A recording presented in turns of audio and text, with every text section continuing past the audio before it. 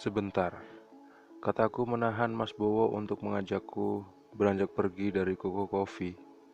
Masih ada waktu beberapa puluh menit lagi. Mungkin kita masih bisa santai dulu di sini. Gimana menurut sampean? Mas Bowo aku lihat seperti menunjukkan gestur heran dan kayaknya agak keberatan. Tapi dia menjawab, "Bebas, Mas." Sebuah jawaban kata-kata yang bertentangan dengan gestur, yang artinya setuju karena terpaksa. Aku tahu sebetulnya dia lagi nggak ingin di sini, tapi ya biarlah. Biarkan beberapa puluh menit ke depan ini jadi waktu yang penting untuk dimanfaatkan.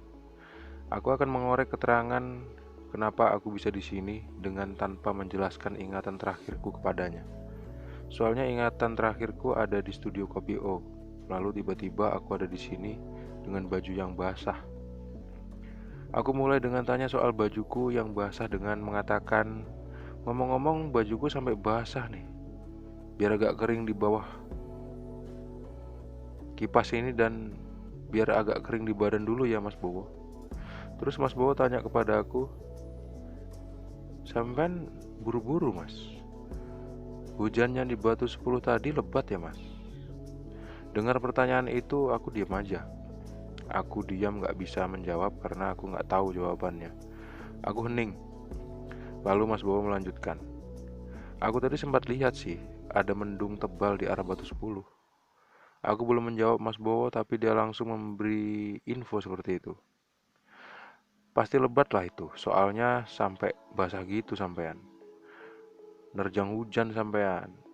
Aku rasa kalau berteduh nunggu hujan pun gak bakal cepat reda juga hujannya dan gak bakal ngopi di sini kita sekarang ya Mas." Itu kata Mas Bowo yang menenangkan, yang menerangkan tentang kemungkinan runutan kejadian yang baru aja terjadi padaku.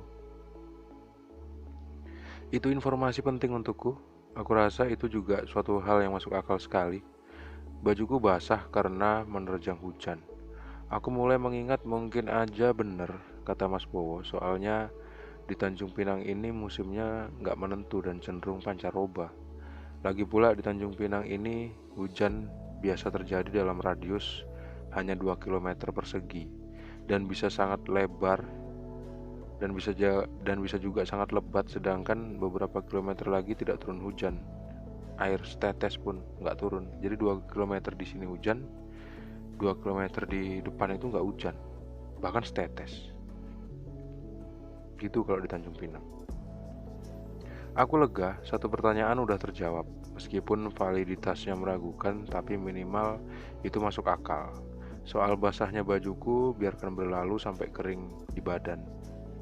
Sekarang waktunya korek informasi tentang satu persoalan lagi. Persoalan tentang kenapa aku bisa berada di sini. Ya meskipun tadi Mas Bowo katakan kalau aku nggak menerjang hujan, pasti kita nggak sampai ngopi di Koko Coffee ini. Berarti aku sebelumnya memang udah ada niat untuk pergi ngopi di Koko Coffee. Dan rencana ngopi itu sudah diketahui oleh Mas Bowo hingga Mas Bowo akhirnya datang ke kedai kopi ini setelah aku sampai lebih dulu. Tapi aku masih ingin tahu ada maksud dan niat apa sebetulnya aku pergi ke Koko Coffee hingga memberitahu Mas Bowo dan yang kemudian akan dilanjutkan dengan acara Jumpai Bang Abi dan Mas Mul. Aku mulai membicarakan lagi dengan pertanyaan. Aku mulai lagi buka pembicaraan, teman-teman, dengan pertanyaan, "Mas Mul sama Bang Abi sekarang ada di mana, Mas?" Aku tanya ke Mas Bowo seperti itu. "Mereka berdua sekarang lagi perjalanan ke kedai kopi anak rantau, Mas," katanya gitu. Terus diem. Beberapa detik kemudian aku diam nunggu lanjutan jawabannya. Ternyata nggak ada.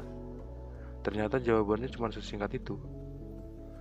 Jadi aku tanya lagi ke Mas Bowo, "Di mana itu tempatnya?" "Di Batu 8 atas, Mas." "Apanya bundaran Stisipol?" "Gini, Mas.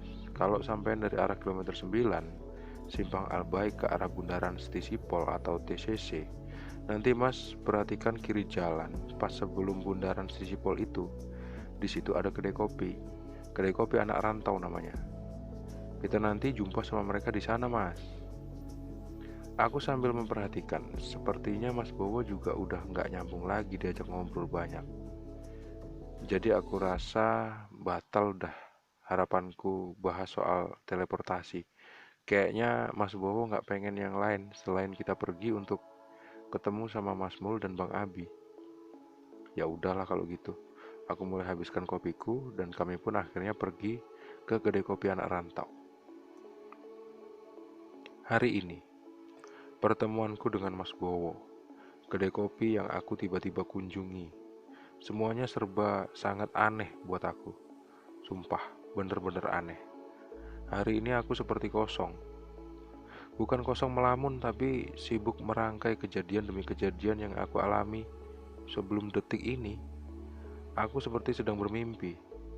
Seperti datang sebuah ide untuk memejamkan mata sejenak. Lalu, benar, aku memejamkan mata sejenak. Agar supaya pas aku buka mata nanti, aku akan tersadar di alam nyata. Aku rasa ini hanya mimpi kok. Setelah semenit memejamkan mata, aku pikir aku akan terbangun dan berada di tempatku sebelumnya di studio Kopi O. Tapi ternyata tidak. Aku masih berada di sini, di parkiran ini. Masih sama persis pandanganku sekarang seperti sebelum tadi menutup mata. Aku tampar-tampar kecil pipi kecilku. Aku tampar-tampar kecil pipiku.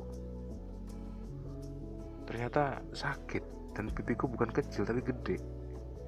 Bener-bener aneh. Aku bingung ini mimpi apa deja vu sih. Herannya aku lihat memang ada motor yang biasanya dipakai Mas Jaka sehari-hari di parkiran kedai kopi. Aku rogoh saku celana ternyata memang bener ada kunci motornya di saku celanaku. Aku ini jaga cloning bukan Mas Jaka. Tapi kenapa aku ada di sini? Harusnya aku ada di studio kopi O. Aku bingung, aku kesal, aku rasa kesal banget teman-teman. Kesal banget dengan seluruh keanehan ini. Keheningan pikiranku pecah saat Mas Bowo manggil-manggil untuk segera pergi ke kedai kopi anak rantau. Akhirnya aku pun pergi sama Mas Bowo ke kedai kopi itu untuk menemui Bang Abi dan Mas Mul. Jujur sebenarnya aku pengen banget pulang. Aku nggak mau ngopi saat ini. Aku cuma mau diam di rumah, tidur atau nelpon saudara-saudara yang lain. Aku bukan tipe orang yang enjoy di hadapan orang-orang asing, teman-teman. Aku nih bakal asik kalau hanya ada orang-orang yang akrab denganku. Sekarang ini posisinya lain. Aku lagi ada di sebuah meja dan di meja ini ada Mas Bowo, ada Bang Abi, ada Mas Mul. Yang notabene aku nih nggak kenal akrab sama mereka. Yang mereka kenal akrab itu adalah Mas Jaka, bukan aku. Bukan aku yang jaga cloning ini. Aku pengen aja ngaku kalau aku nih jaga cloning, tapi apa iya mereka percaya dengan apa yang aku katakan? Malah dikira gila pula nanti aku. Bisa makin kacau. Akhirnya aku paksakan untuk tetap asik sama mereka di kedai kopi sambil membahas sesuatu yang sampai saat ini aku sebenarnya nggak nyambung sama sekali. Sesekali tatapan mata mereka serius terhadapku dan aku pun pura-pura serius dan bercanda ke mereka bertiga. Padahal di dalam hatiku sangat kacau dan aneh rasanya. Detik demi detik berlalu. Ternyata mereka betah juga ngopinya teman-teman. Sampai berjam-jam. Duduk sama orang asing berjam-jam gimana tuh rasanya? Ya gitulah teman-teman. Kadang kalau udah bosan senyum dipaksain senyum kan rasanya garing. Kacau.